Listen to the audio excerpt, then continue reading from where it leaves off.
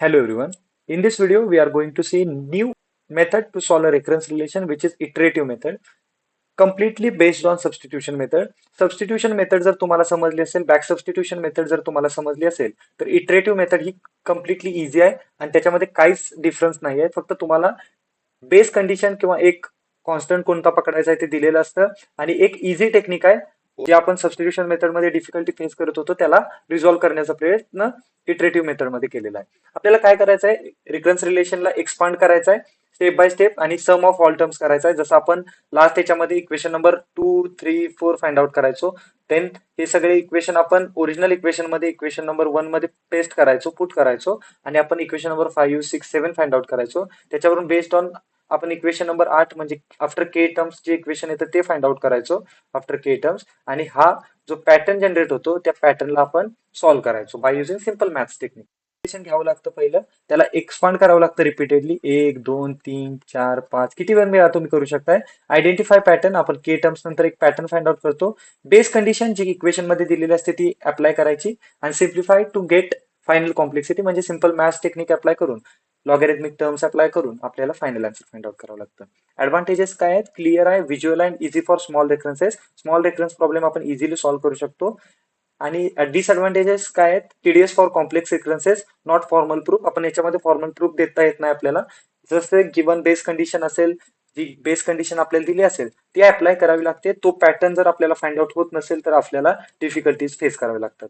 तर आपण एक सिम्पल एक्झाम्पल बघणार आहे. आपण रिपीटेडली तेच एक्झाम्पल सॉल्व्ह करणार नाही. आपण न्यू काय रिलेशन असेल, इक्वेशन असेल तर ते सॉल्व्ह करणार आहे. हे रिलेशन आपण ऑलरेडी सॉल्व्ह केलंय. T n is equal to T n by 2 plus C. याचे आन्सर आपल्याला ऑलरेडी माहिती आहे. खाली बघण्याची गरज पण नाही की आपल्याला याचा आन्सर माहिती आहे की लॉग इन येणार ऑलरेडी आलेला आहे. जर याच्या जागी असं असतं 2t n/2 प्लस एन तर त्याचा आन्सर आला असतं order of n log n. आता हे तुम्हाला पाठ झालं पाहिजे, तुम्ही रिपीटेडली यांना सॉल्व्ह करता आलं पाहिजे. ट्री काय काय पॅटर्न जनरेट होतात ते तुम्हाला बाय ओन पार्ट पाहिजेत. तुम्ही जर ते रिपीटेडली सॉल्व्ह केलं तर तुम्हाला इझी अंडरस्टँडिंग होणार आहे आणि एक्झाम मध्ये तुम्हाला फक्त स्टेप्स लिहायचे आहेत, तुम्हाला फुल मार्क्स भेटून जातील.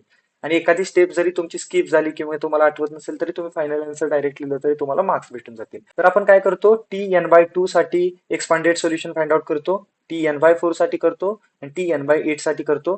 त्याच्यानंतर एक जनरल फॉर्म तयार होतो ना, हा पॅटर्न तयार होतो. आपण ऑलरेडी हे सॉल्व्ह केलंय आणि ह्या 2 जागी आपण n ला पुट करतो. मग आपल्याला के ची व्हॅल्यू मिळते की K is equal to log N असतं आणि ह्यांना सगळ्यांना सॉल्व्ह केल्यानंतर आपल्याला एक बेस कंडिशन यांनी दिले, T1 ला कॉन्स्टंट कन्सिडर करा किंवा इग्नोर करा. T1 is equal to D constant, T ला कन्सिडर करा D plus C log n. आपल्या लास्ट इक्वेशन मध्ये आपण ह्या सी च्या जागी आपण कॉन्स्टंटला कन्सिडर करत होतो, त्यामुळे लॉग एन ला कंटिन्यू केल्यानंतर टी ऑफ 1 ला डी कन्सिडर केलंय, तो कॉन्स्टंट असेल, त्याला आपण इग्नोर केलं तरी चालतंय, झिरो म्हणलं तरी चालतंय. आणि डॉमिनेटिंग टर्म जी असेल लॉग एन त्याला आपण कन्सिडर केलंय.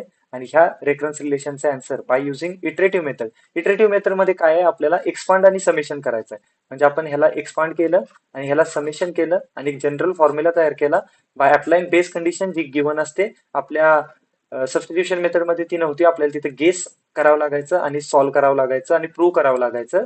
आणि याच्यामध्ये आपल्याला बेस कंडिशन दिल्यामुळे आपल्याला बेस कंडिशन मध्ये त्याला कन्वर्ट करावं लागतं आणि ती अप्लाय करावी लागते. अप्लाय केल्यानंतर आपल्याला फायनल आन्सर भेटून जातं.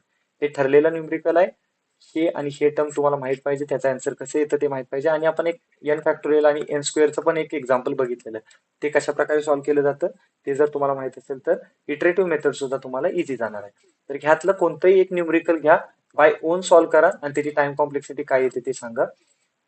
हा न्यूमरिकल सुद्धा आय थिंक आपण ऑलरेडी सॉल्व्ह केलाय.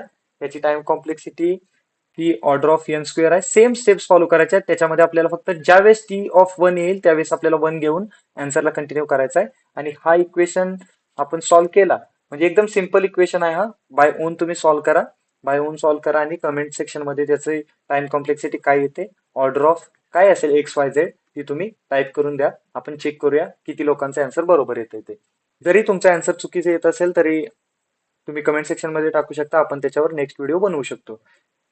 तर या दोन्ही मेथड मधला एक सिम्पल डिफरन्स आपल्याला सबस्टिट्यूशन मेथड आणि इटरेटिव्ह मेथड, ह्याच्यात आपण गेस आणि प्रूव्ह करतो. आपल्याला एक बेस कंडिशन वगैरे काही दिलेली नसते, आपल्याला बाय ओन गेस करावं लागतं याची टाइम कॉम्प्लेक्सिटी काय येईल आणि त्याला प्रूव्ह करावं लागतं, एक्सपांड करून गेस करून प्रूव्ह करावं लागतं.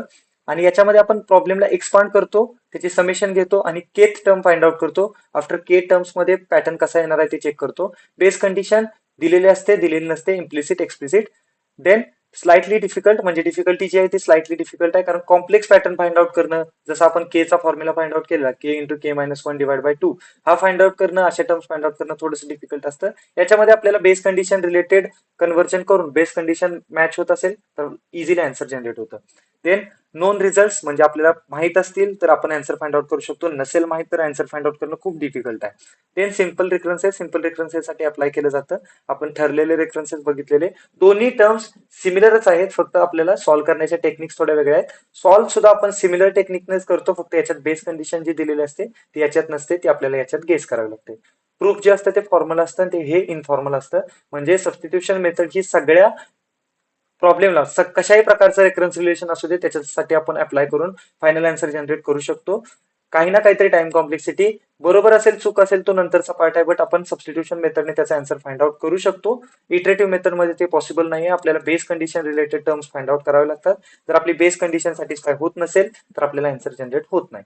तर हाच डिफरन्स आहे आणि आपण याच्या रिलेटेड प्रॉब्लेम्स ऑलरेडी बघितलेले आहेत. त्याच्यातला मोस्ट इम्पॉर्टंट आहे Tn is equal to 2Tn/2 plus n, ज्याची टाइम कॉम्प्लेक्सिटी येते order of n log n. आता हे तुम्हाला पाठ व्हायला पाहिजे. आणि एक होता n is equal to n/2 plus 1, याची येते लॉग n. तर ह्या टर्म्स तुम्हाला माहित असतील. आणि एक आपण n फॅक्टोरियल आणि n स्क्वेअर आणि n साठी पण बघितलं होतं.